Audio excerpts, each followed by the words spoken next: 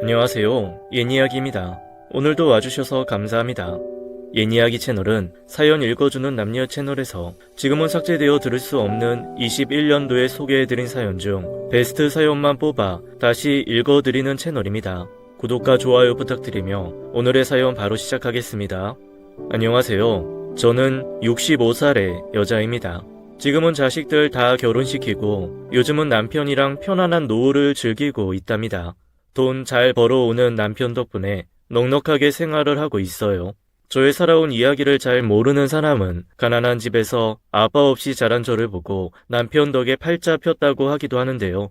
막상 제가 어떻게 결혼 생활을 했는지 말해주면 지금 누리는 호사가 거저 얻은 건 아니라고 고생했다고 말씀해 주십니다. 저는 어릴 적 아버지가 일찍 돌아가셨습니다. 그래서 어머니가 홀로 저와 여동생, 남동생을 힘들게 키우셨어요. 고등학교 졸업 후 대학교를 들어가고 싶었지만 그때 가정 형편상 저는 돈을 벌어서 동생들 뒷바라지를 해야 했습니다. 어머니는 저보고 하고 싶은 걸 하라고 하셨지만 혼자 힘들게 일하시는 어머니를 보면 그럴 수가 없겠더라고요. 그래서 저는 고등학교를 졸업하자마자 공장에 취직했습니다. 대기업이고 자동차를 만드는 공장이었는데 다른 곳들보다 월급도 많았어요. 게다가 대기업이라 수당도 꼬박꼬박 챙겨주었기 때문에 저는 밤낮 주말 할 것 없이 매일 열심히 일해서 돈을 모았습니다. 다른 사람들은 어린애가 뭘 그렇게 열심히 일하냐고 연애도 하고 쉬엄쉬엄 하라고 하셨지만 저는 가족들 때문에 그럴 수 없었어요. 오직 저는 가족들을 위한 돈을 벌기 위해서 매일을 살았습니다. 가끔 공장에 제품 연구원들이 와서 제품을 검품할 때가 있었는데 제 또래 한 남자가 눈에 들어오더라고요. 그 남자는 좋은 대학교를 졸업한 후 갓 취업한 27살의 청년이었어요. 당시 저는 25살이었고요. 우연한 계기로 친해져서 공장에 가끔 오면 친구처럼 친하게 지내다가 서로 정이 들어버렸습니다. 그렇게 서로 사랑을 하게 되었는데 만난 지 2년 정도 되었을 때 저희 어머니가 갑자기 사고로 돌아가시게 된 겁니다. 그때 제가 힘들어하는 모습을 보던 남자친구는 저에게 청혼을 하더라고요. 현철 씨, 저도 현철 씨를 정말 많이 사랑해요. 하지만 결혼은 안 될 것 같아요. 남자친구는 제 말을 듣고 의아해하면서 왜냐고 물었습니다. 제가 이제 집의 가장이에요. 막내 동생은 아직 고등학교도 다 졸업하지 않았고요. 둘째는 지금 대학생이고요. 제가 동생들 뒷바라지를 해줘야 해요. 남자친구는 제 말을 듣더니 갑자기 웃었습니다. 아이 저도 알아요. 현미 씨 동생들 뒷바라지 해줘야 한다는 거요. 알고 청혼한 겁니다. 저도 동생이 2명이나 있어요. 게다가 저는 뒷바라지 해야 할 부모님까지 계시고요. 그게 왜 문제됐는지 잘 모르겠네요. 남자친구는 자신도 집에 가족들을 뒷바라지해야 한다면서 괜찮다고 하더라고요. 오히려 자기는 부모님까지 있다고 웃으면서 말했어요. 그러면서 장남 장녀끼리 같이 살면서 가족들 뒷바라지도 같이 하고 행복한 가정도 꾸리자고 하더라고요. 남자친구는 제가 가난한 집이라는 것도 부모 없이 돌봐야 하는 동생들이 줄줄이 있는 것도 개의치 않았습니다. 저는 이 남자면 평생을 같이 해도 되겠다 싶더라고요. 나중에 이 사람이 변심하리라고는 상상조차 하지 못했어요. 그리고 남자친구네 집으로 처음으로 인사를 드리러 가기로 한 날이었어요. 햄씨, 어머니가 뭐라고 말씀하시던지 상처받지 말아요. 어머니 욕심이 좀 많으셔서 그런 거니까요. 아무래도 모든 부모는 자기 자식이 제일 잘나 보이잖아요. 그전부터 남자친구는 자기 어머니가 한 성격 하시는 분이라고 말을 하긴 했는데 막상 집 대문 앞에서 저한테 마음 단단히 먹으라고 말을 하니 내심 걱정이 되었습니다. 그리고 남자친구네 집에 들어간 지 얼마 되지 않아서 남자친구가 왜 저에게 이런 경고 아닌 경고를 했는지 알게 되었습니다. 남자친구의 어머니는 저에게 보자마자 앉으라고 하시더니 이것저것 물어보시더라고요. 초면에 물어보기 민감한 것들도 마구 물어보셨습니다. 그리고는 제가 마음에 안 드셨던지 제가 있는 앞에서 남자친구에게 싫은 티를 팍팍 내시더라고요. 어디서 이런 여자를 데려왔어? 얘 공장 다니는 공숭이라는데. 아이 어머니, 저도 공장에서 일하는 공돌이에요. 너랑 얘랑 같니? 넌 연구하는 사람이잖아. 쟤는 납땜이나 하는 그런 애고 말이야. 현철아, 네가 뭐가 부족해서 대학도 못 나온 여자랑 결혼해? 어? 남자친구의 어머니는 제가 함께 있다는 걸 잊으신 것처럼 함부로 말씀하셨습니다. 엄마, 그렇게 애지중지 키우던 아들이 대학도 못 나온 여자랑 결혼하게 생겼네? 그니까 맨날 우리 아들 잘난 내 아들 거리더니 저기요, 이 집에 시집 오지 않는 게 좋을 거예요. 아들 사랑이 유별나시거든요. 아들 뺏겼다고 며느리 엄청나게 구박할 것 같은데. 에휴, 나 같으면 이런 집에 시집 안 오겠다. 옆에 있던 남자친구의 여동생들도 한몫 거들더라고요. 처음에는 이 말을 흘려들었었는데 나중에 정말 뼈 있는 충고를 내게 해줬구나 싶었어요. 남자친구는 그런 여동생을 흘겨보더니 조용히 하라고 말하고 부모님께 제가 좋은 사람이라고 사랑한다고 말하면서 결혼을 허락해달라고 말했습니다. 뭐하러 가난한 집이랑 사돈을 맺냐? 너 정도면 선보자는 좋은 집안들이 줄줄 섰는데, 그리고 어머니도 이제 돌아가셔서 제가 밑에 동생들도 돌봐야 하는데 네가 벌어다 준 돈 다 자기네 집에 가져다 주는 거 아니야? 게다가 애비도 없이 큰 저런 애가 뭘 보고 자랐겠니? 부모가 있어도 부모 노릇 못하는 사람들이 많은데 쟤는 네 애 제대로 못 키운다. 장담하마. 에잉, 절대 안 된다 이 결혼은.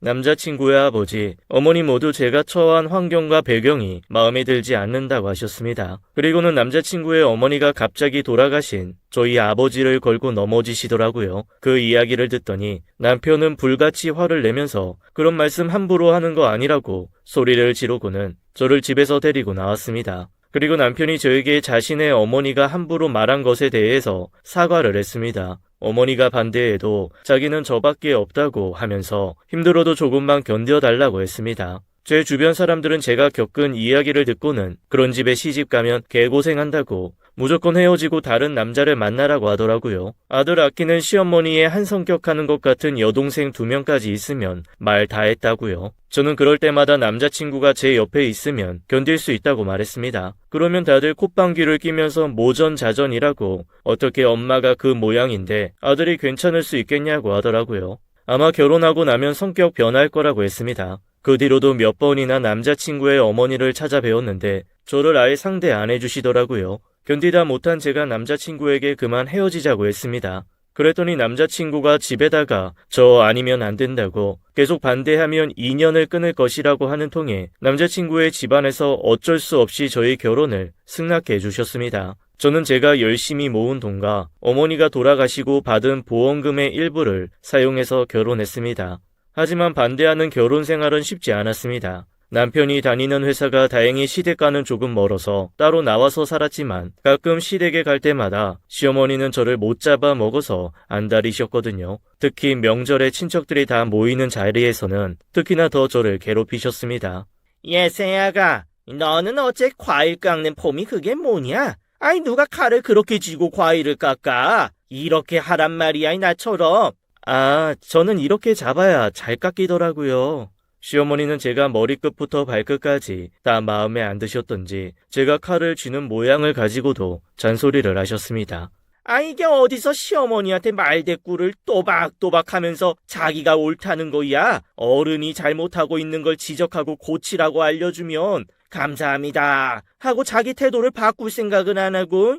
조금이라도 제가 제 의견을 말하면 어른 어려운 줄 모른다고 함부로 말씀하셨어요. 그러면서 시어머니는 그걸 보고 이때다 하시고는 친척들 앞에서 고래고래 소리 지르면서 저를 타박하셨죠. 명절을 새는 내내 저에게 집이 가난해서 엄마가 돈 벌러 나가느라 가정교육도 제대로 못 시킨 것 같다고 저를 험담하셨습니다. 그럴 때마다 남편이 어머니에게 화를 내면서 제 편을 들어주어서 그나마 견딜 수 있었습니다. 저는 평생 남편이 저의 버팀목이 될 줄 알았습니다. 하지만 살아보니 피는 못 속인다는 말이 맞는 것 같더라고요. 저는 결혼하고 2년 뒤 아들 하나를 낳고 곧이어 딸도 낳았습니다. 시댁에서는 여전히 구박을 받았지만 아이를 낳고 나서는 한결 부드러워지시더라고요. 저는 결혼하고 돈을 모으기 위해서 공장을 계속 다녔지만 아이를 낳고 나서 공장을 그만두고 가정주부가 되었어요. 고등학교를 졸업하고 10년 정도 일했더니 퇴직금도 넉넉히 챙겨주었는데 그 돈은 나중에 아이들이 크면 쓰기로 남편과 약속하고 통장에 넣어두었습니다.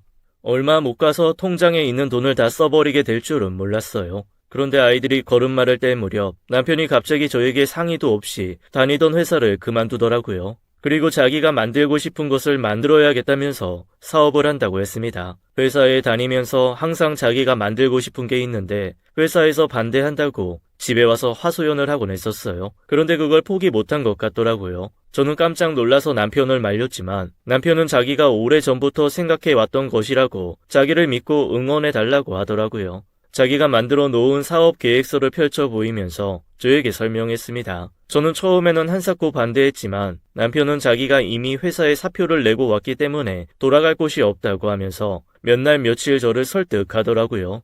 여보, 이런 거 말해줘도 저는 도통 무슨 소린지 모르겠어요. 하지만 당신이 얼마나 이 일을 하고 싶은지는 알 것 같네요. 당신 능력 있으니까 하고 싶은 거 한번 해봐요. 저 당신 믿어요. 저는 남편이 준비한 것들과 생각하고 있는 것들에 관해서 설명을 듣고 남편의 고집을 꺾을 수 없다는 것을 깨달았습니다. 그래서 남편에게 꿈을 펼쳐보라고 말했습니다. 남편은 자기를 믿어줘서 정말 고맙다고 하면서 열심히 하겠다고 했어요. 하지만 저는 나중에 이 말을 후회했습니다. 사업을 키우고 싶은 욕심 때문에 저한테 그렇게까지 할 줄은 몰랐거든요. 하지만 제가 승낙을 해도 문제는 돈이었습니다. 남편이 만들고 싶어 하는 것은 남편의 머릿속에 있었지만 그걸 실현하기 위해서는 돈이 필요하더라고요. 하는 수 없이 제가 공장을 그만둘 때 받은 퇴직금을 쓰기로 했는데 그걸로도 모자랐습니다. 생활비야 그동안 알뜰하게 모아놓은 돈을 쓰거나 제가 잠깐 일을 해서 충당하면 되었지만 회사를 차리기에는 돈이 많이 필요하더라고요. 남편은 시댁에 찾아가서 시부모님에게 돈을 좀 빌려달라고 했습니다. 시부모님도 그 당시 나이가 있으셔도 일을 하고 계셨거든요. 그런데 시댁 사정도 넉넉지 않더라고요. 마침 둘째 아가씨가 결혼한다고 준비 중이셔서 더욱 저희에게 내줄 돈이 없으셨습니다. 에휴, 이 돈 많은 처가가 있으면 이럴 때 얼마나 좋아. 애미애비도 없어서 어디 손 벌릴 데도 없고 내가 그때 결혼을 말렸어야 했는데. 시어머니는 결혼 준비 중이라 지금 내어줄 돈이 없다고 하시면서 혼잣말로 저를 탓하시더라고요. 평소 같으면 저를 험담하는 어머니에게 한 소리 해주었을 남편이지만 웬일인지 잠자코 가만히 듣고만 있었습니다. 저는 남편이 시부모님에게 아쉬운 소리를 하러 간 자리라서 아무 말 안 하는 줄 알았는데 나중에 알고 보니 남편도 시어머니와 같은 마음이었더라고요. 별다른 소득 없이 집으로 돌아왔는데 남편이 저에게 대뜸 말했습니다. 당신 나 몰래 모아둔 돈 없어? 돈? 내가 아이 낳고 일을 그만뒀는데 돈이 어딨어. 당신 월급 가지고 알뜰하게 살아서 모아둔 것밖에 없어. 저번에 통장 다 보여줬잖아. 아니, 예전에 장모님 돌아가셨을 때 받았던 보험금도 있잖아. 남편은 갑자기 저의 죽은 어머니의 보험금 이야기를 하면서 회사 차리는데 그 돈을 좀 쓰자고 하더라고요. 여보, 우리 어머니 죽고 받은 보험금은 절대 안 돼. 그거 내 돈 아니야. 동생들 결혼할 때 쓰기로 서로 약속하고 그 상태 그대로 통장에 넣어두었단 말이야. 그러면 거기서 당신 목도 있을 거 아니야. 당신 결혼할 때 당신이 일해서 번 돈, 내 돈이랑 합쳐서 집장만 했잖아. 그때 안 쓴 당신 목 지금 쓰겠다고 동생들한테 말하면 되겠네. 남편은 다짜고짜 제 목도 있는데 왜 동생들에게 그걸 다 주냐고 언성을 높였습니다.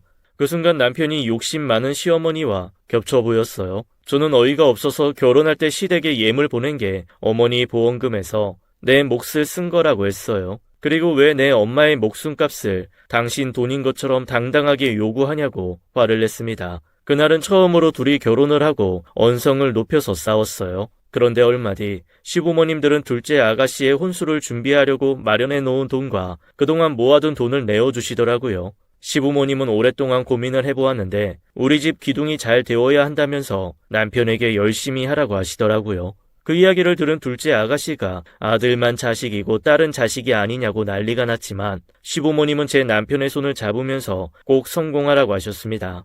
남편은 연신 시부모님께 감사하다고 말씀드리고 둘째 여동생에게 사업이 잘 되면 몇 배로 갚겠다고 말을 했습니다. 저 역시 남편에게 도움이 되고 싶어서 동생들에게 제 상황을 이야기했습니다. 그랬더니 동생들은 나머지 돈은 남편 회사의 투자자로 투자하겠다고 하더라고요. 그리고 자기들도 돈을 벌고 앞가림을 잘하고 있으니 자기들 힘으로 결혼할 수 있다고 걱정하지 말라고 했습니다. 그동안 제가 자신들을 위해 희생해 주었기 때문에 이렇게 살고 있다고 하면서 말입니다. 저는 연신 고맙다고 말을 하고 남편에게 어머니 사망 보험금을 모두 내어주었습니다.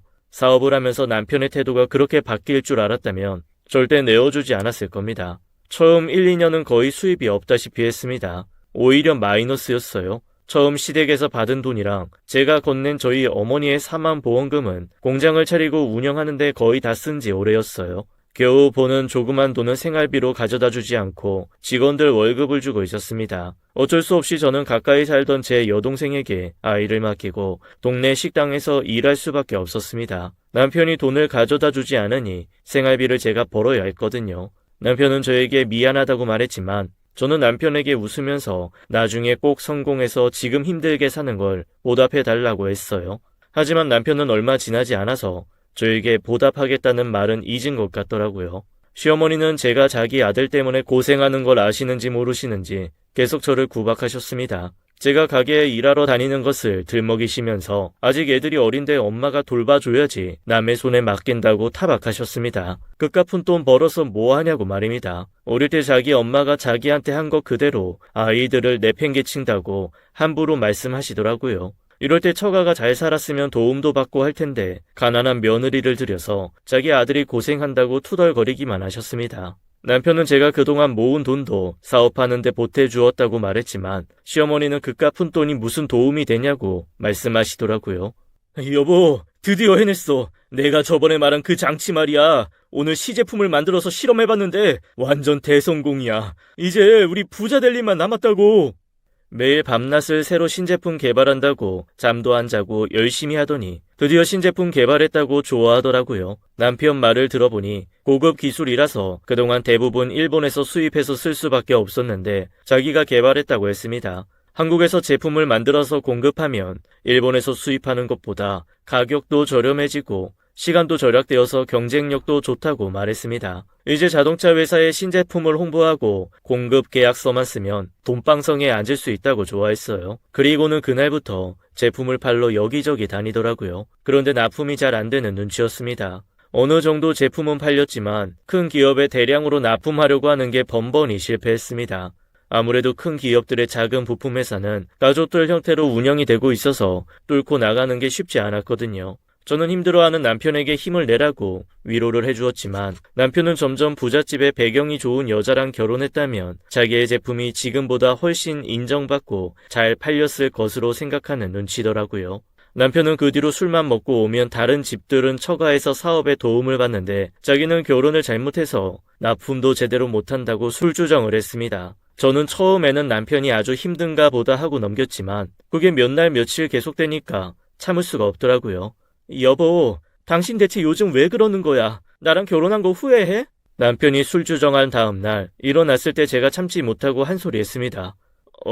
아이 그게 무슨 소리야? 내가 당신이랑 결혼한 걸 후회한다니. 당신이 뒷바라지 해준 덕에 회사도 할 수 있었고 예쁜 자식도 낳아서 키우고 있는데. 그래? 근데 신제품 개발한 게 잘 안 팔리니까 그 뒤로 계속 나랑 결혼한 거 후회한다고 술주정하던데? 그랬더니 남편은 자기는 기억이 전혀 안 난다고 하면서 발뺌하더라고요. 하지만 그 뒤로 술주정은 계속되었습니다. 그리고 점점 그게 심해지더니 어느 순간부터는 술에 취하지 않은 맨정신에도 신세 한탄을 하더라고요. 집안에 돈이 많고 백이 있었으면 사업하는 게 좀 더 수월할 것 같다고 말입니다. 하루가 멀다 하고 박 사장네 이번엔 강남으로 회사를 옮겼는데 돈 많은 처가댁에서 투자를 해줬더라. 김 사장 이번에 재혼했는데 회사 때문에 일부러 돈 많은 여자랑 결혼했다더라 하면서 말입니다. 일부러 저 들으라고 하는 것 같았습니다. 그런 이야기를 자주 듣다 보니 저도 더 이상 가만히 있을 수가 없겠더라고요. 그러게 당신네 부모님이 사업하는데 돈을 더 투자하실 정도로 부자던가 자동차 업계에서 높은 사람들이랑 인맥이 있었다면 좀 더 사업하는데 수월했을 텐데 아쉽다. 태어날 때 부모를 고를 수 없으니까 팔자련이 해야지 뭐. 그래서 저도 남편을 위하는 척하면서 시댁욕을 했습니다. 그러면 남편은 그제야 더 이상 잘난 부인 만난 남자들 이야기를 하지 않고 방으로 들어가더라고요. 하지만 저는 사업하기 전이랑 너무나도 달라진 남편의 태도를 보면서 진심으로 저와 결혼한 걸 후회하나 싶기도 해서 마음이 안 좋았습니다. 자꾸만 시어머니를 닮아가는 모습에 무섭기까지 하더라고요. 그래도 그 제품 덕에 남편 사업이 업계에서 자리를 잡게 되었고 어느 정도 돈을 벌게 되었습니다. 남편은 아무 말도 안 하였지만 사업 초에 저희를 믿어주신 시댁에 감사의 표현을 해야겠더라고요. 그래서 돈을 어느 정도 모은 후 시부모님 집부터 새로 해드렸습니다. 시부모님은 저를 계속 못마땅히 여기며 항상 구박하셨지만 저는 남편을 낳아주시고 길러주시고 게다가 사업할 때 지원도 해주셨기 때문에 보답해야 한다고 생각했거든요. 그리고 둘째 아가씨한테도 그때 제대로 하지 못했던 혼수라고 하면서 이것저것 챙겨주었습니다. 둘째 아가씨는 이제 와서 이게 다 무슨 소용이냐고, 결혼할 때 혼수 제대로 못해와서 자기가 계속 구박받았다고 하면서 딱히 고마워하지는 않더라고요. 사실 속으로는 나처럼 구박받는구나 하고 좋아했습니다. 그런데 시댁에 보답을 했더니 시댁 식구들이 남편 사업이 엄청나게 잘 된다고 생각하셨던 모양이에요. 매일같이 전화하셔서는 냉장고가 고장났다, 집에 보일러가 안 나온다, 다른 집은 해외여행 갔다 왔다더라 하시면서 저에게 항상 뭔가를 요구하시더라고요. 제가 그럴 때마다 남편에게 말을 전하고 어떻게 해야 되냐고 물었어요.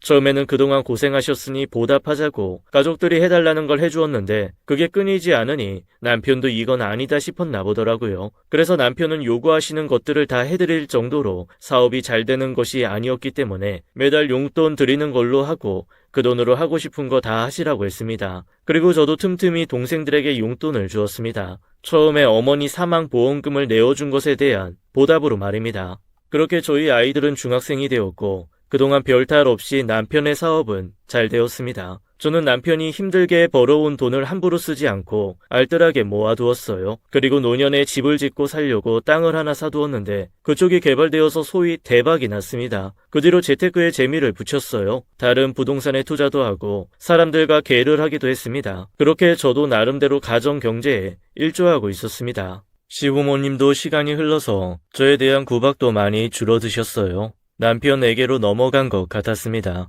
남편은 늘 주변의 배경이 좋아서 잘 나가는 회사 이야기를 하면서 투덜거렸습니다. 자기가 백날 열심히 해봐야 그 사람들 뒤만 쫓는 상황이라고 하면서요. 저는 그냥 그 이야기를 힘들어서 하는 투정 정도로만 생각했지만 계속해서 그러니 남편이 돈 많은 처가를 원하는 게 진심인 것 같더라고요. 그래서 그 뒤로 혹시나 남편이 나 말고 돈 많은 여자와 바람이라도 나면 어쩌나 하는 생각이 들곤 했어요. 저는 남편의 사업이 잘 되면서 살만해졌는데 제 동생들은 참 팔자가 기구하지, 술만 마시면 때리는 남편과 살다가 결국 이혼을 하고 말았습니다. 딸아이 하나가 있었는데 그 아이 때문에 참고 살다가 더는 안 되겠다 싶어서 이혼하고 혼자 작은 분식집을 하고 운영했습니다. 초등학교 앞에서 장사했는데 방학 때만 되면 매출이 뚝 떨어져서 항상 저에게 전화하더라고요. 언니 미안해. 그런데 혹시 돈 좀 빌려줄 수 있을까? 지금 방학 때라 장사가 잘 안 되거든. 그런데 월세는 그대로 내야 하고 민지도 학원이다 모자 고정적으로 드는 돈이 있어가지고. 에휴, 그래. 학생들 상대로 장사하면 그게 문제구나. 내가 알아서 적당히 보내줄게. 미안해하지 마. 네가 나한테 얼마나 잘해줬는데. 우리 집 힘들 때 네가 우리 애들도 대신 봐줬잖아. 덕분에 난 일해서 생활비 벌었고 그러니까 안 갚아도 괜찮아. 대신 민지한테 나중에 성공해서 나한테 맛있는 거 사주라고 해. 고마워 언니. 형부한테는 비밀로 해주고 면목 없거든. 네가 눈치를 왜 봐. 너희들이 네 형부 사업할 때 돈 안 줬으면 나도 이렇게 못 살고 있을 거야. 투자금 회수한다고 생각해. 비록 저에게 매일 돈을 빌려갔지만 힘든 일을 겪고도 열심히 살려고 하는 동생의 모습이 기특하기만 했어요. 게다가 사망보험금을 주지 않았으면 남편의 사업도 잘 될 수 없었기 때문에 동생에게 건네주는 돈이 아깝지 않았어요. 누가 보면 남편이 힘들게 벌어온 돈을 친정 식구들에게 주는 것처럼 보일 수도 있지만 저도 부동산 투자에서 돈을 불렸으니 저는 남편에게 눈치 보이지 않았습니다. 굳이 말은 하지 않았지만 비밀이라고 생각하지도 않았어요. 사업이 잘 된 후 시댁에 보답했던 것처럼 저희 가족들에게도 보답하는 것으로 생각했거든요. 하지만 제가 아무리 동생들을 지원해 주어도 동생들의 형편은 나아지질 않았습니다. 구멍난 장독대에 자꾸만 돈이 새어나가더라고요. 그러다 우연히 친정 식구들과 저희 가족이 식사를 하는 자리였어요. 제 여동생이 돈 빌려줘서 고맙다고 말을 했는데 남편이 저를 째려보더라고요. 그리고는 언제 얼마나 빌려줬냐고 제 동생에게 꼬치꼬치 물어보았습니다. 여동생은 제 눈치를 한번 보더니 묻는 말에 대답을 하더라고요. 힘들게 벌어온 돈 많이도 자기네 가족들 다 갖다 줬네. 남편은 여동생 이야기를 듣고 제 옆에서 다 들리게 혼잣말을 하더라고요. 저는 제 동생들 앞에서 함부로 말하는 그 모습을 보고 참을 수가 없더라고요. 당신 무슨 말이 그래? 시댁에 가져다 준 돈에 비하면 아무것도 아니야. 그거야 부모님이니까 보답하는 게 맞고 나를 낳고 키워주셨잖아. 게다가 동생 결혼할 돈도 내어주셨는데 용돈 드릴 수 있는 거 아니야? 그런데 당신 동생들은 이제 다 커서 앞가림할 때 되었는데 아직도 도와줘야 해? 남편은 자기네 식구들을 감싸면서 제 가족들을 모욕하는 말을 이어갔습니다. 부모도 아닌데 언제까지 챙겨줘야 하냐고 말하더라고요. 저는 어이가 없어서 당신네 동생들도 나한테 맨날 전화해서 돈 빌려달라고 한다고 맞받아쳤습니다. 그리고 우리 어머니 사망보험금도 내어준 내 동생들한테 너무 함부로 하는 거 아니냐고. 당신 사업이 잘 되고도 그 보답을 하지 않으니 내가 직접 하는 건 아니냐고 했습니다. 그리고 나도 이 집의 재산을 축적하는데 한몫했는데 왜 돈을 쓰는데 눈치를 보아야 하냐고 소리를 질렀어요. 남편은 제 말을 잠자코 듣고만 있었습니다. 제 말이 맞았거든요. 남편은 사업이 잘 되고 나서 제 동생들을 챙긴 적이 한 번도 없었어요. 늘 일 때문에 바빴고 시댁 식구들도 제가 직접 챙겨야 했습니다. 남편은 제 말에는 반박하지 못하고 괜히 제 동생들에게 소리를 질렀습니다. 그때 돈을 내어주고 우리 힘들 때 옆에서 도와준 건 너무 고맙지만 방금 이야기 들어보니 그 이상으로 돈 받아간 것 같은데 이제 더 이상 우리한테 금전적으로 기대하지 않았으면 좋겠어. 이제 다 큰 어른들인데 앞가림은 스스로 해야지. 그리고는 안방으로 들어가 버리더라고요. 동생들은 저에게 미안하다고 사과를 하고 집으로 돌아갔습니다. 저는 동생들이 가고 난 뒤 남편과 한바탕 했습니다.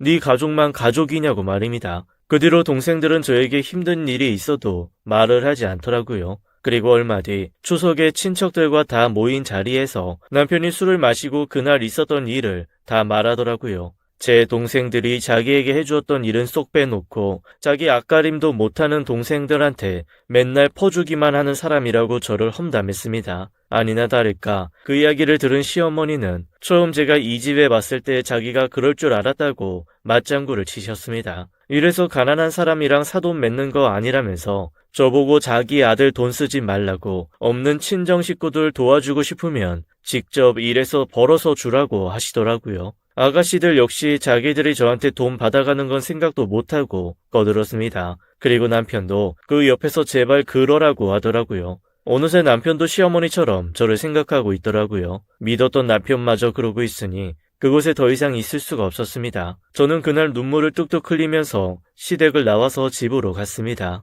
그해 추석은 저 혼자 집에서 보냈어요. 그리고 그날 이후로 저와 남편은 사이가 안 좋아졌어요. 남편은 사과는커녕 추석 이후로 갑자기 저한테 각방을 쓰자고 하더니 식사할 때 빼고는 집에서는 거의 마주치지 않는 사이가 되었습니다. 그리고 얼마 뒤 제 여동생은 돈 많은 남자와 재혼을 하게 되었습니다. 그리고 남동생은 저와 함께 부동산 경매하러 다니면서 부동산 투자를 했는데 눈썰미가 좋아서 좋은 매물을 쏙쏙 잘 골라내더라고요. 경매로 저렴하게 산 부동산을 좋은 값에 되팔면서 점점 돈을 모았습니다. 저희 친정 식구들은 나날이 형편이 좋아졌어요. 그 모습을 보니 제가 다 뿌듯하더라고요. 그런데 참 하늘도 무심하시지 제 동생들이 살만해지니까 저희 집에 큰일이 생기더라고요.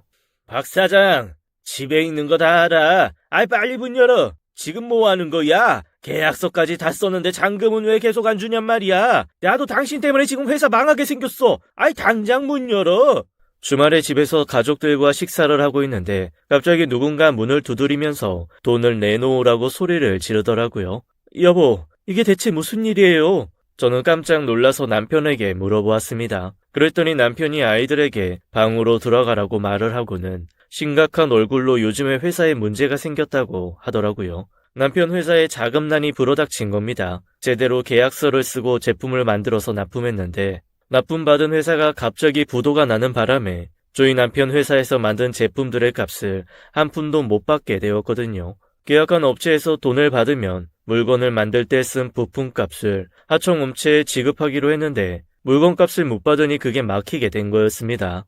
제가 남편에게 왜 그동안 말을 안 하고 혼자 힘들어했냐고 했더니 처음에는 자기 선에서 해결할 수 있을 것 같다고 했습니다. 하지만 지금은 그 회사가 완전히 부도가 나서 소송을 걸어도 대금을 지급받지 못하는 상황이라고 하더라고요. 그러면서 최대한 은행에서 대출 받으려고 노력하고 있다고 곧 말하려고 했다고 하면서 미안하다고 했습니다. 저는 그 말을 듣고 당장 집 팔아서 현금을 마련하자고 말했습니다. 그리고 집까지 찾아올 정도면 급한 것 같은데 가족들에게도 미안하지만 돈을 좀 빌려보자고 말했어요. 남편은 한숨을 푹 쉬더니 그래야 할 것 같다고 말하더라고요.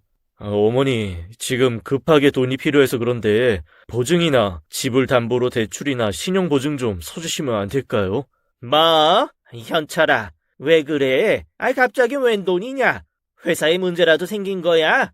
회사에 무슨 큰 문제가 생긴 건 아니고요. 저희 물건을 사간 회사가 갑자기 부도가 나서 저희 물건 값을 못 받았어요.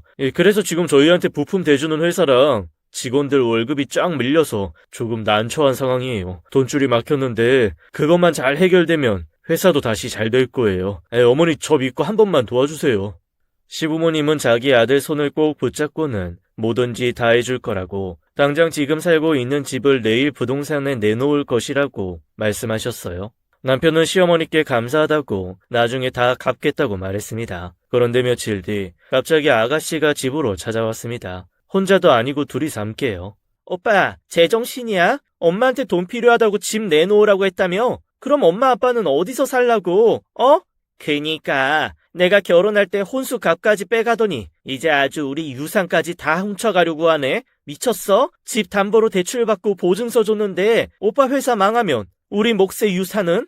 갑자기 왜 부모님께 돈 뜯어가는 거냐고 소리를 지르더라고요. 그러면서 시댁에서 가진 재산들은 나중에 똑같이 셋으로 나눈 다음 유산으로 상속해야 하는 것들인데 왜 다 가져가려고 쇼하냐고 말하더라고요. 그 모습을 보니 예전에 남편이 저에게 죽은 어머니 보험금 이야기했던 게 떠오르더라고요. 그 순간 이 집 사람들은 자기 몫은 자기가 잘 챙겨가는 게 집안 내력인가 싶었어요. 하지만 남편은 자기가 저에게 했던 짓은 생각 안 하고 어이가 없어 하는 얼굴로 지금 처한 상황을 설명했습니다. 잠깐 돈 빌리는 거고 나중에 다시 돌려드릴 것이라고 말이에요. 하지만 아가씨들은 그 말은 안 믿는다고 하면서 어릴 때부터 장남이라고 대우받더니 이제 엄마가 호구로 보여서 돈 뜯어갈 생각하는 거냐고 집을 난장판 만들었습니다. 그렇게 한바탕 하고 나서 얼마 뒤 시부모님은 더 이상 다른 자식들의 성화에 이길 수가 없다고 하시면서 도와줄 수 없다고 말씀하셨습니다. 저희 역시 더 이상 집안의 분란을 만들고 싶지 않아서 알겠다고 다른 방법으로 해결하겠다고 말씀드렸습니다.